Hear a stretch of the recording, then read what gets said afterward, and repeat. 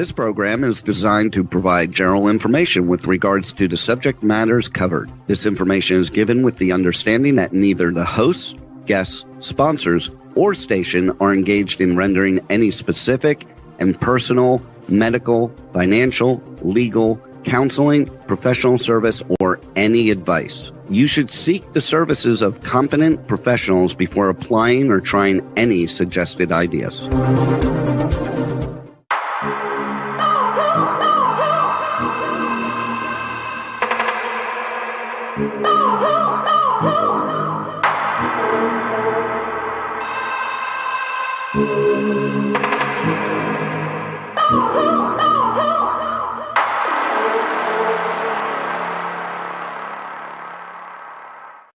Good morning, true seekers and true crime junkies. We are back again with Nanette and the Hit the Road Jack Finding the Zodiac podcast. We are going to pick up with just a few comments from last couple weeks worth of episodes where we were talking to women that have been stalked. They believed that that stalking was somehow involved in the Zodiac Killer case, which I get it. During that time frame, he was active, he was killing, and these women really did fear for their lives for whatever purpose they had going on with their stalkers. Now, in the Sandy Betts case, and actually in the Laura Jones case, I do find it hard to believe that the Zodiac Killer would sit in a coffee shop yucking it up with the cops right under their noses. I know that the Zodiac bragged about getting out from underneath the cops on some occasions, but it wasn't as if he was actually hanging out with them, or that he would take the chance of writing anything that could lead to his arrest while letting people know that it came from them, because they are regulars at the establishment. So while I do believe the stalkings were real, Sandy seemed to be involved with some really unsavory crowds, as well as having an in with the cops, and that kind of probably made her a little bit dangerous to those unsavory crowds, because she could be, cross delivering information back and forth between the two, and it seemed to me that she was being stalked or intimidated in a fashion in which somebody wanted her to keep her mouth shut. Now, when we get into the 80s, the late 80s, when she starts finding a lot of these pieces that she attributes to the Zodiac case, it's, to me, sounds probably more like she's been involved, she's been on the news, and we've got these wackos and weirdos that are coming out. I mean, I even received phone calls from people threatening that they were the Zodiac and going to kill me. So people will do some stupid things. And I think that it was really kind of more or less just some weirdos that were following the case and her with some sick sense of humor, as if it was fun to harass people. Laura, on the other hand, is being stalked by a former CIA member. She was given that information that he was well known and liked by the cops, but he had also been looked at for 2 murders that they could not pin on him. So I do think that she had very good reason to be scared. But again, the individuals or the suspects that they're actually showing us as their stalkers are not consistent with the composites from the Zodiac Killer himself. So that really kind of brings me to one of the people who commented on YouTube as of late, a Douglas Spend, sent me some messages. One of them said Arthur Lee Allen was picked out of a few photos by the kid who survived. No one else this was in 1992. Then Arthur died before he could have stood trial. He continued to say that the Zodiac will never be identified, or Jack the Ripper, or will John Benet Ramsey's brother stand trial for his sister's death.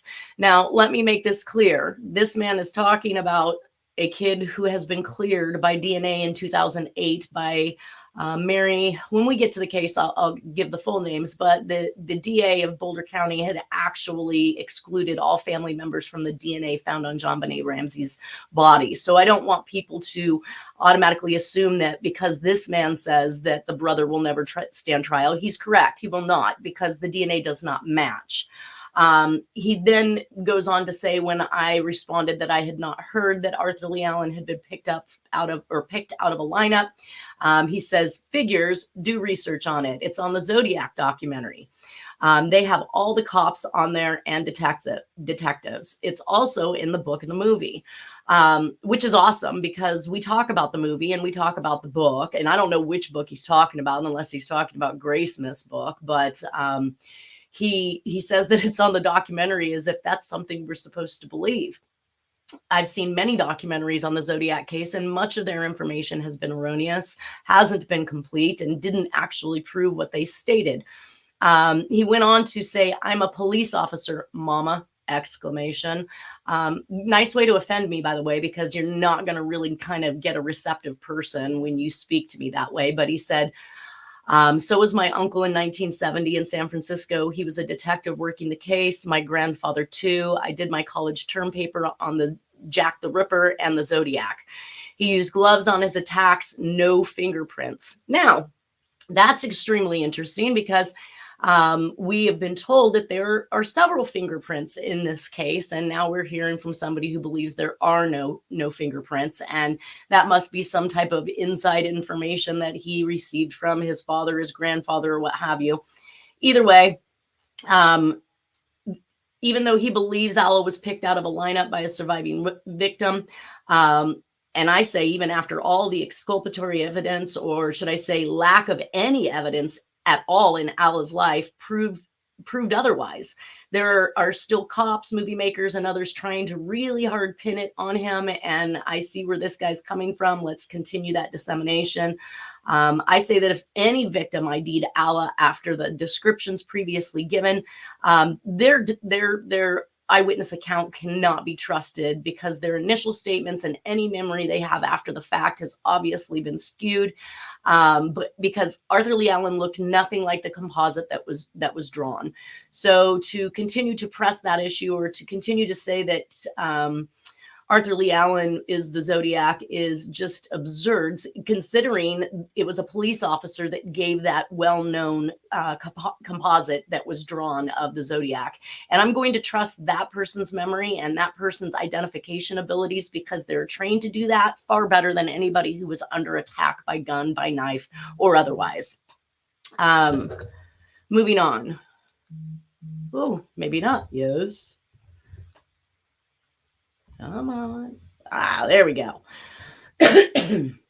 Now, there had been some controversy between Sandy Betts and I in regards to the hood. And so she had forwarded over some information, including additional articles. I thought these things were great avenues to kind of pick up and show what it is that I have been talking about. And I'm probably repeating myself, but it bears repeating at this point. Twice now, I've seen people make the claims that they have seen the hood, including a third individual, or second, twice now. Sandy Betts referred a gal to me that also believed she knew who the Zodiac Killer was. And for whatever reason, her story was very much similar to Sandy's in that she had stated that it was two pieces. It was a black paper bag that smelled horrible, that had been kept in a shoe shine box. Her story follows really closely in tandem with Sandy Betts' story. However, I had explained to her that her husband, or her boyfriend that she dated and knew for 47 years, was a very busy individual with life and work, and retired early.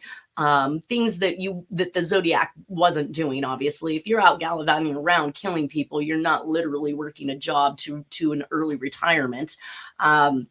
But I'd also explained that he wasn't old enough. So in my belief, the lipstick killer is the very first killings and communications written by this person, or the suspect, the Zodiac Killer. And that means that they had to be old enough to be doing this in 1945, in which case this other gal's person was not old enough to be the Zodiac Killer. And so now that both of these people have described this two-piece costume, and it's really hard to get Sandy to understand that it is not two pieces, nor is it a paper bag turned upside down. You will not find the words "a paper bag turned upside down" worn as a mask in any of the literature and any of the information that is out there on the Zodiac case. It is not what we see in Robert Graysmith's rendition that he drew for his book. And it didn't include a shawl that went down the chest area. Again, nobody described it as a second piece. Sandy Betts and the gal she referred to me, Kathleen, gave me the same story with her person of interest. And oddly enough, they both claimed that it was a two-piece hood, which it was not. So we're going to go over some of that evidence. Here's my take on it. There is no such information that states the hood was anything more than material, and there is no such evidence to indicate that it was two pieces. It has always been described as a single piece hood. If presented with the options of different executioner's hood from round to pointed, the one Dennis found in Jack's belonging would best fit the square with four corners description given by Brian Hartnell. And we see it right here. Basically, if I was to envision this being paper, I would say that this looks like a paper sack. It's going to have four corners and it's going to be square on top versus the stereotypical executioner's hood that either has a point or is rounded. And to repeat what Hartnell said, was that the suspect is wearing a black hooded mask, cloth in parentheses, as a description of what that mask was made out of. So nowhere does it say paper or paper bag. Now, it says that it was covering suspect's entire head and shoulders, which this comes down clearly from head to the shoulders, coming down almost to the suspect's waist. So it is not a secondary piece coming down to the suspect's waist. This is one continuous sentence. Wearing a black hooded mask, cloth, covering suspect's entire head and shoulders, coming down almost to the suspect's waist. That indicates a single piece mask. The victim stated on the front of the, and now this is where it becomes descriptive on the officer's part, victim stated on the front of the four-cornered type mask. So they're talking about the entire mask, not just what's over the face, the entire hood itself. And then in parentheses, similar to paper bag in style, because they were saying it's square on top. So to continue with that, I guess you have to turn the pointer on, guys. All right. So in that, she sent me additional articles, and there was great information in those articles. First off, I'd like to note that the ones that she sent me look like they're from the Vallejo Times Herald. And of course, the Vallejo Times Herald had a completely different name for the Zodiac, which was interesting. They called him the Code Killer. Very different from the San Francisco Examiner and the Chronicle calling him the Zodiac. I did find that even the newspapers couldn't figure out how to spell people's names. I mean, we just saw Hartnell spelled as Harknell by the police officer taking the report. You'd think these things would be extremely important to have correct, but I see it all over the place. I've seen Cecilia's name spelled C-E-C-E, C-E-C-I, or just Celia, C-E-L-I-A. So it's kind of all over the place and left for us to kind of determine. It is my belief that her name was spelled C-E-C-E-L-I-A based on the reports. But again, if we see them misspelling Hartnell's name, then what are the chances they also misspelled hers? But right now they talked about the suspects seen at Lake Berryessa by three girls about 3 hours before the stabbing of Miss Shepherd. Also, they talked about the Zodiac Killer was in full-blown delusions. They stated that he also maybe hopped up with narcotics or dangerous drugs at the time of his murders, which may account for the laughing frenzies he goes into. Now, this was something shocking that Sandy had shared with me. I did not know that this was something that the Zodiac did. It appears as though it was actually done in the Lake Berryessa stabbing. So as he is stabbing, he is literally laughing in some type of a frenzy. I do know that there are many references and instances of Jack having been on narcotics, methamphetamines. He talks about acid, I think LSD, several different types of drugs that literally could have caused somebody to go into that type of frenzy while they were killing. Most importantly, in this article, it goes on to say that there was also speculation that the squarish black hood worn by the killer at Lake Berryessa may be similar to those worn by some motorcycle gangs, or the idea for it may have originated in a comic strip which shows an executioner with a squarish black hood and big eyelets, plus a curlicue symbol on his chest. Or it may have been a combination of both, they said. Knowing the Zodiac and knowing his references to comic strips, to newspapers, to media, to books, to movies, it is likely that this came from a comic strip. So I'm calling out, if anybody out there knows what this comic strip is that they're talking about, I would love to be able to take a look at it and see if that squarish type hood is exactly as they stated from this comic. Either way, the fact that they called it square-ish meant that it was not square, nor was it square on top like a paper bag turned upside down. So it just kind of reinstills that they're using this as a way to give an analogy to what they believe that the hood looks like, not that it is actually square on top with four corners on top. It is a four-cornered hood. That means two at the top, two at the bottom. Another one in the Vallejo Times Herald, it said, according to the description given by Hartnell, the attacker was wearing dark clothing, a shoulder-length hood with holes cut for the eyes, and clip-on glasses that showed through the hood. He flaunted the gun sight emblem of the hood where it came over his chest. So here again, we have a description by the newspaper, in which case it states that this hood came down to the shoulders, but went on down over the chest. And as Hartnell stated, almost to his waist. So I did see in here, he said he escaped from, let's see, from Deer Lodge State Prison, Montana. But then it follows up in the rest of this article and says that he was an ex-con from Boulder, Colorado, which I did find kind of interesting, because at the time that this stuff is happening, Jack is in the middle of a separation from Doris Reynolds. Her father is some high up guy in the federal penitentiary system, and he's actually living in Boulder, Colorado at the time. So I feel like some of these statements, and I do know that Doris Reynolds said that after she had left Jack, before she came back to California, she had gone to Boulder, Colorado to visit her family before she returned back to California. So these may just be clues that also instill the fact that Jack is our suspect, since he is using them coming up with false information, because they did find out that nobody had escaped Deer Lodge State Prison in Montana, and no guard had been killed. So they were able to show that information was false, but he's drawing on true memories is what I think. And that again leads me right back to Jack. Now, they said at the bottom here that Fong headed to Rancho Monticello to alert authorities. Now, if the Zodiac is reading these newspapers, as I suggest he is, because he's showing that he has knowledge of what they're saying about him when he continues to write again.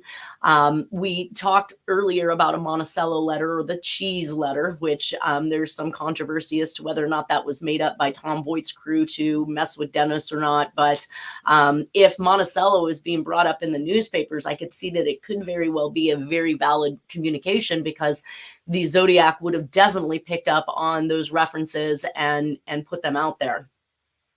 So now I did write in here that the description, let me see here. Oh, yeah. Okay. So the victim thought the suspect was possibly 20 to 30 years of age by voice concept. This is, again, Hartnell, and we, again, have talked about the fact that it is nearly impossible to gauge somebody's age based off of their voice. I mean, unless you're talking about a 4-year-old child versus, a 80-year-old person who's got a crackly voice versus that cute little sweet voice of a child. Yes, there's some differences there, but I don't believe that voice can be determined in that mid-range by any means.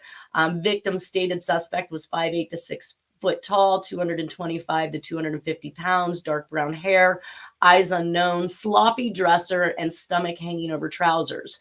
Now, what I wanted to bring up about that is the fact that, let's see,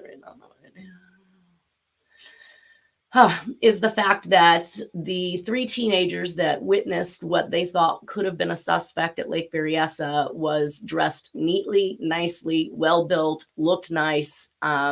All of these descriptions that all 3 of these girls gave were not consistent with what Hartnell said, which was that he was a sloppy dresser, that his stomach hung over his pants, that he was overweight, and he had this pot belly.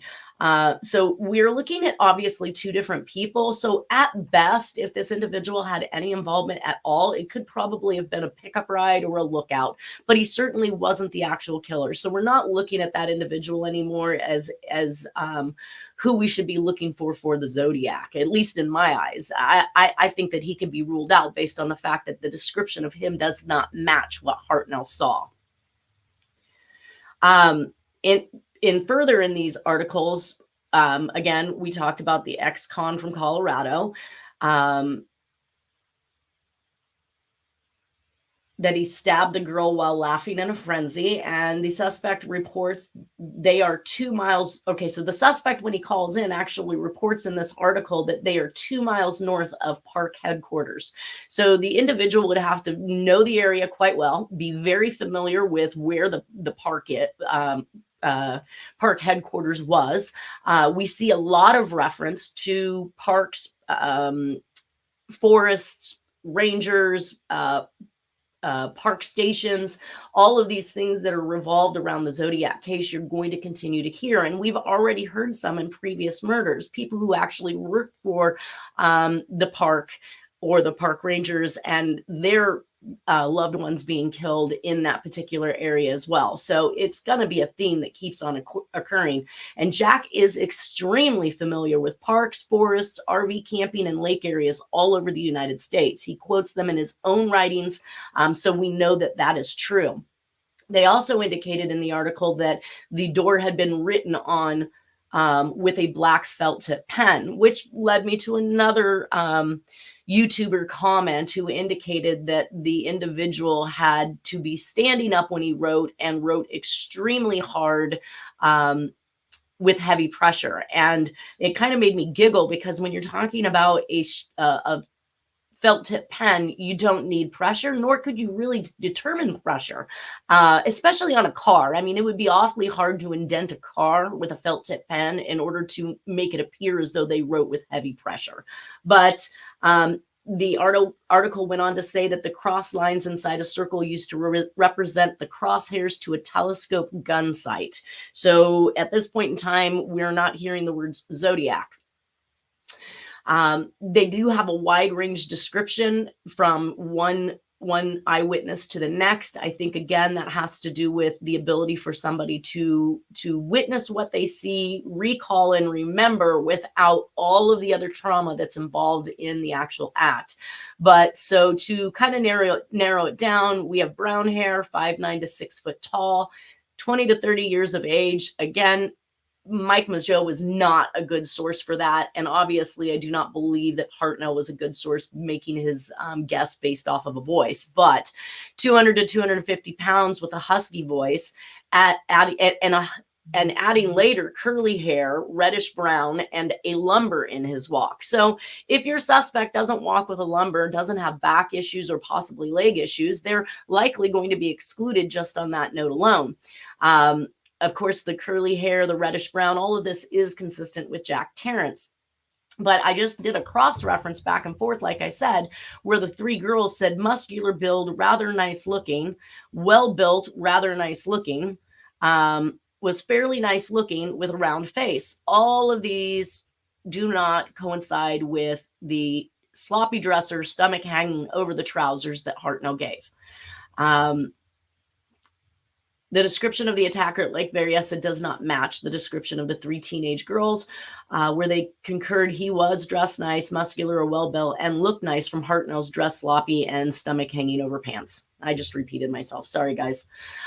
Crazy enough, the teenagers reported that the individual at Lake Berryessa was 40 years old, 6 foot tall, to their dean, but a later interview somehow reduces it to 30 years of age. So I'm not sure where that went wrong, but the dean of their school, evidently they went and reported to him what they had that they felt like they had been being stalked by somebody. And that dean then turned around and reported that information, stating that the individual was approximately 40 years old. And of course, here's some of the original descriptions that was given in the composite: 35 to 45 years, approximately 5'8", heavy build, short brown hair, possibly with red tint. I'm interested in that red tint because I do see that Jack has dyed his hair at times. So I'm not sure if that appearance of the reddish brown hair is something that was natural for Jack versus something that he might have colored or did. They state he wears glasses and he's armed with a 9mm automatic. And then I'm going to take a look at this. I did find this actual portion of one of the letters on the Stein case, and I saw some interesting attributes that I don't believe I had seen in the original letter. So I'm going to go back to take a look at that one. Now, we've been talking about the 340, which is coming up here shortly, in regards to the identification that has been made. Evidently, somebody has solved this particular cipher, and one of the things they talk about in it is the Harvey balls or booze balls that is used in the 340. The management or consulting firm known for defense and intelligent contracts is the people who actually created these particular symbols, and they had not released it to the public. So by the time the Zodiac had used it, having it not been released to the public or being used by other companies at that point in time would indicate that he either knows somebody who worked within that, or he is being given information, or information is being shared that he likely should not have had, but he adopted and used it in his own codes and ciphers. I found that in this article here that says ideograms believed to have been invented by Harvey Popple of Booz Allen Hamilton, a management consulting firm known for its defense and intelligent contracts. This is why I keep going back to the possibility of Jack being CIA, is because the information that he's being given is held at the highest level, something that most of us in the normal public would not have access to. He is very well aware of tactics that could identify him in these killings, such as, wearing gloves or attempting to use disguised handwriting. He is very familiar with things that most people weren't, especially back in 1960s. Now, of course, they do say it's possible he may have had a connection to Booz Allen Hamilton or a related company. So evidently there were some other companies that had started using these booze balls as well. But that means, again, there's either a relation or there is some type of inside information that is being fed to him to use. This documentary is actually by retired investigators and one of the longstanding cipher code breakers, Oranchak, who want to instill suspects such as Ed Ross and Richard Gaikowski. They spin the descriptions into favoring their suspects, even though they look nothing like the descriptions that's been given. And to further their theories, they claim there was no military connection to the Zodiac Killer because I believe Ross was never in the military. So, of course, we've got a X-nay on that whole idea of military involvement, which now doesn't make any sense since everything we've been told leads back to military sources, such as the wing walker boots or the knowledge of codes and ciphers, or in this case, the symbols that are clearly used in a defense and intelligence contracting company. They claim there's no military connection, but we can clearly see based on the evidence that there is. When Oranchak was leading us to believe they found info in the 340 pointing to their suspects in this particular documentary, he's working with former law enforcement and investigators. So as that gentleman had stated before, watch the documentary, there's cops on it that they're telling the truth. We sat through this entire The Hunt for the Zodiac documentary, listening to these people say they solved this to indicate there was some evidence to support their suspects. But now we're actually hearing that Oranchak has made a full solve of the 340 cipher, which clearly says nothing about any individual. It's just another one of the Zodiac's taunting messages. And he's being backed by the FBI in the solve, so clearly he must have actually have been able to solve it in a manner in which was repeatable and understandable, and the FBI has concurred with that. So it makes me wonder, if you're in one documentary saying I solved it to say this, and now you're telling me it says this, that they've possibly been giving wrong information this whole entire time on purpose for whatever reason. And then there was also this question between Sandy and I about whether or not the Zodiac Killer was self-proclaimed, or if this was a title given to him by the newspapers, which I am still heavily doing some research on. And it looks like I'll probably need to make a trip to the library and the archives for the newspapers. But in this particular article that we're reading about the hunt for the Zodiac, it does say that he was self-proclaimed Zodiac Killer. The code breakers and law enforcement supercomputer that didn't solve it, and Orange Shack solve, is evidently based on a 1950s Army code that can be authenticated by the FBI as the real deal, tells us that we're getting closer to obviously having all the ciphers solved, and maybe they will figure out the rest of them. But what I'm really trying to determine is where the Zodiac came up with the Zodiac name, because his symbol was not indicative of it. And that's what we've been talking about for quite some time now. There is evidently part of this article in which a gentleman named Soren Roast Korsgaard called America's Jack the Ripper, the crimes and psychology of the Zodiac Killer. Korsgaard relays a theory that the name Zodiac and the crosshair symbol was lifted from a Swiss watch by that same name that also happened to use a crosshair symbol on the watch face.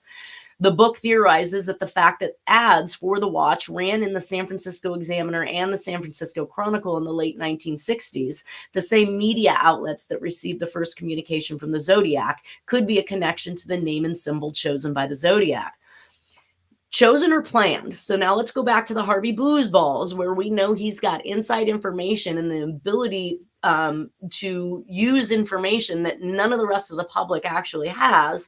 And then we have this coincidence that the Swiss watchmaker was actually advertising the Zodiac watch with the Zodiac symbol. Now, here's where we see for the first time down here at the bottom, the gun sight symbol that is used and associated to the word Zodiac. So I do believe that the theory of this individual is correct, and that it is likely that either A, the Zodiac got it from the newspapers, or was given to him by the newspapers. And people in the newspaper industry, probably being at that high of a level in news and media, would also have access to things such as Harvey Booze Balls and those type of contract symbols that are used to indicate how far along a contract has been completed. I did note that the Zodiac Pharaoh associates its watch, the astrological reference, to the Zodiac astrology signs. So I've been looking at the diver's watch. I've been looking at the mystery dial watch. This is the first time I've seen anything that actually connected the constellation, or I'm sorry, the astrological signs, because this watch actually contains all of the animals or symbols for each of the astrological signs. So now we are finally getting to the bottom of how Zodiac was associated to that actual symbol. And now that is a pretty much household name, either for the Zodiac Killer or for the Swiss watchmaker. Either way, the Swiss watchmaker probably made lots of sales based on this notion, and the newspapers made lots of sales based on the Zodiac Killer. So to me, they were all winning.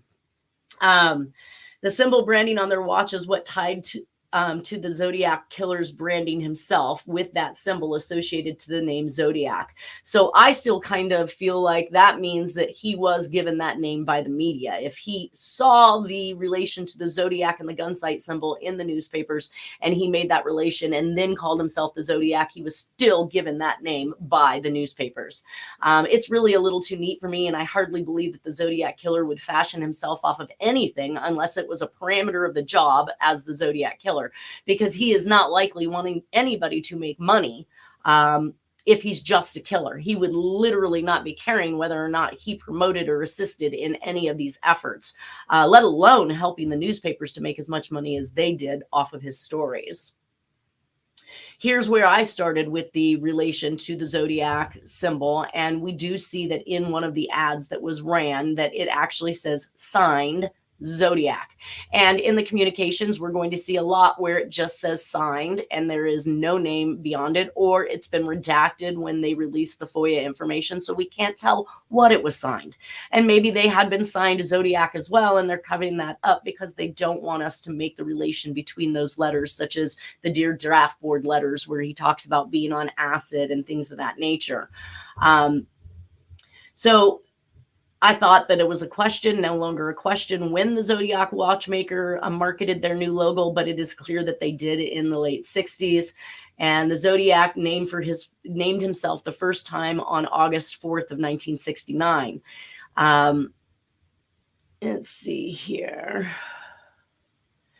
Talking to Sandy, she indicated that she felt that the Zodiac symbol was related to the Earth sign or the constellations or the astrological signs, in which case the only one I could find that is even remotely similar was the Earth symbol itself. But the Earth symbol does not look like a gun sight because the lines do not run through to the outside of the circle. So I'm going to discount that notion there. I looked at other Earth signs and nowhere could I find the gun sight symbol. So that's kind of just to complete it.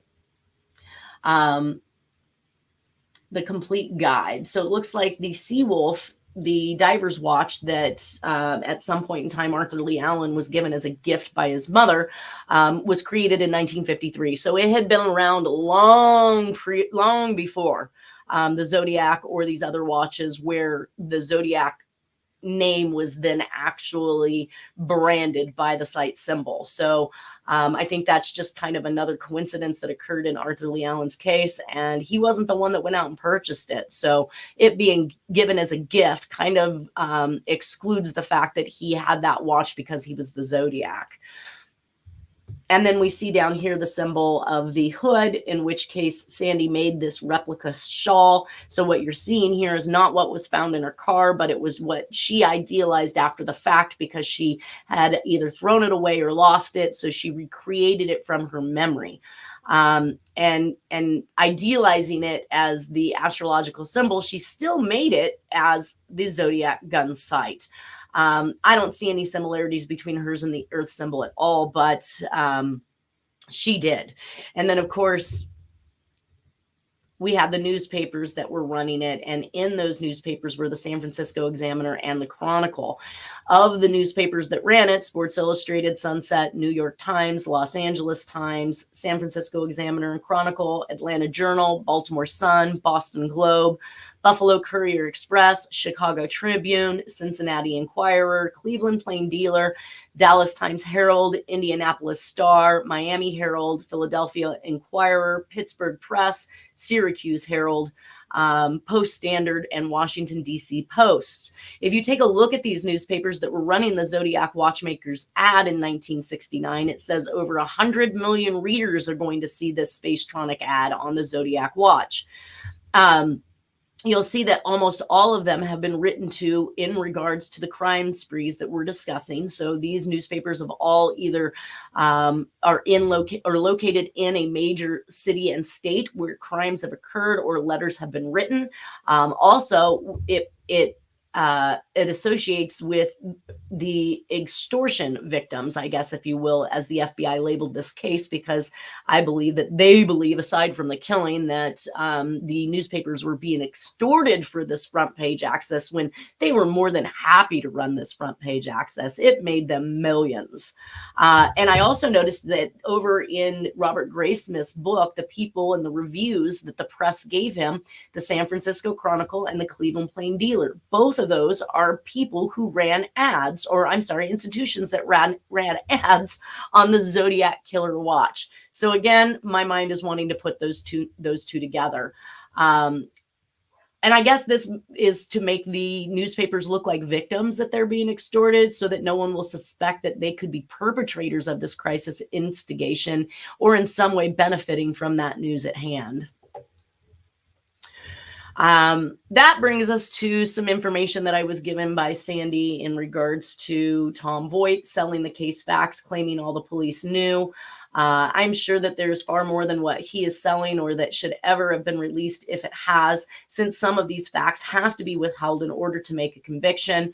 The statement, knowing everything the police knew, is an outright lie, or someone has to be funneling information on an open case, which isn't the way law enforcement is supposed to operate. One of the most interesting pieces of information I gleaned from Sandy Betts is that Tom Voigt has been able to obtain private citizen information on P.O. boxes in his own investigations, which begs the legality of what he has been getting away with. And that most importantly, his number one suspect, Richard Gaikowski, had evidence that shows he was not in California until sometime after 1970. This makes the fake suspect accusation by Sad Badge correct, that Tom Voigt was making Gaikowski out to be a fake suspect just to kind of muddy the waters, to keep things a mystery. So I wanted to look at some of what Sandy Betts had found, Tom Voigt's board discussions, and Tom himself, in a desire to prove Gaikowski wasn't in London during the Zodiac crimes, fails to see that he has proven that Gaikowski was in fact in New York, if he wasn't in Ireland, writing for the Albany Knickerbocker newspaper. So one of two things here: he is either literally in Ireland doing these pieces, or he is in New York, where he is still at that point in time writing for the newspaper in Albany. Quite frankly, the speeding ticket that he is putting his person of interest in proximity was false in Arthur Lee Allen's case, and is likely another lie to attempt to place Gaikowski in California, but lacks any merit or foundation for putting him here during the Zodiac crimes, since the ticket purportedly was gotten in 1965, I believe the board said. Either way, this is Tom's claim, is that because it appears that Richard Gaikowski plagiarized another woman's article, that he had attempted in some way to make himself appear as though he was in Ireland during the crimes of the Zodiac, so that he could be placed somewhere else and not in the proximity. Now, I look at these particular statements. So he pulls out one that says, if they get control of this city, they will kill us in front of the walls, as they did during the siege. If one person who's on the rioting line doing this march has stated this, the likelihood of every single person on this march in this walk would have probably been using the same rhetoric, saying the same exact things. And so it would not be unlikely that in an interview that Gaikowski would have heard exactly the same thing this other reporter did. I don't know that that means that it's proof that he plagiarized anything, as much as that's likely what everybody in that state, city, whatever it was actually stating at the time. So to continue on, Sandy is the one that brought this to my attention because she had read many of Gaikowski's articles. She'd also indicated that that the information, she contacted one of the people who were interviewed by Gaikowski in this particular article, and that individual indicated he had in fact been interviewed by a male investigative reporter, though he could not remember his name, because obviously she's making this inquiry 20, 30 years after the fact. But either way, she even believes that she has proof and can support the fact that he was in Ireland during this time. I went and I looked at some of the things going on with Richard Gaikowski. Again, these are his pictures throughout the years. His pictures are nothing consistent or nothing like the Zodiac composite. His nose is much bigger. His face is much thicker. He's a much bigger guy.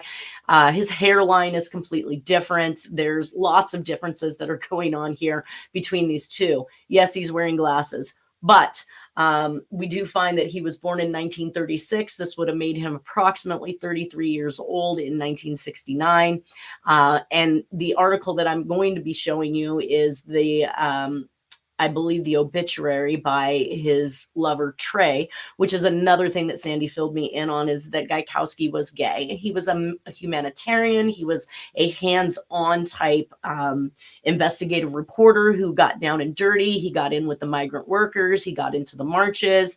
There is some speculation that he even got himself put into a mental hospital in order to break a story on something that might have been going on in there, though Tom's board would like you to believe believed that he had somehow lost his mind for some temporary state, ended up in the hospital. But then when he got out, what, did he just go back to normal? Everything was clear and fine. He never wound up in there again. Typically, people with mental issues will find themselves back in a mental institution or some type of trouble.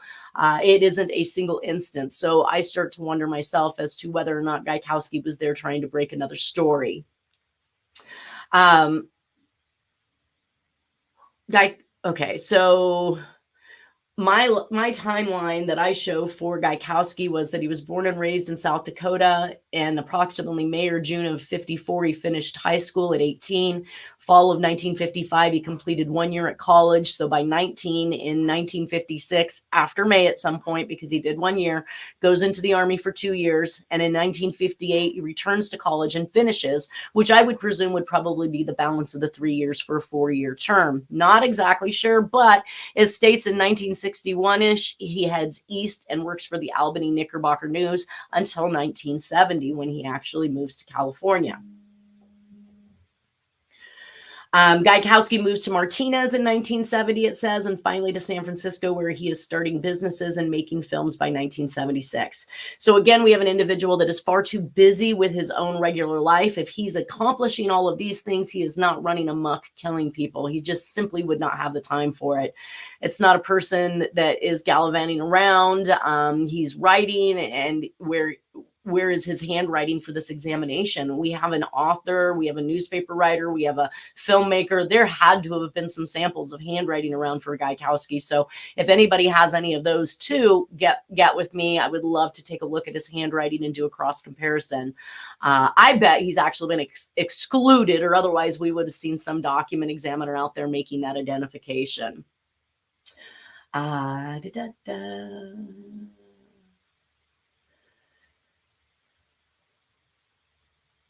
So some of the for and against, some argue that he looks like the sketch in spite of lacking a widow's peak and having a wider nose. I just fall out. That's hilarious. I don't know who you're going to believe, me or your lying eyes. He looks nothing like the composite. Nancy Slover said that his voice is the same as the Zodiac, even though she was old. Richard was in the military, but records were burned, so they have no idea how long or any other details, except for the obituary we just read. He was trained as a medic to rip wounded soldiers' clothing off, which the Zodiac did to Paul Stine after killing him. He didn't rip his clothes off. He tore a piece of his shirt away. There's a complete difference between cutting off somebody's clothes like a medic would do and what the Zodiac did. When Gaikowski was committed to a mental asylum, he says the Zodiac Killer didn't write for nearly 3 years. I don't know how long Gaikowski was in the mental asylum, or if this is supposed to allude to the fact that he was there for 3 years, but that information I do plan on getting. In one of the Zodiac's cryptograms, the word Gaik can be seen among the letters, and that's from what I was saying, the Hunt for the Zodiac documentary by the individuals with the supercomputer. That's what they came up with, is they saw these letters or words in the cipher. Which again is purely a coincidence.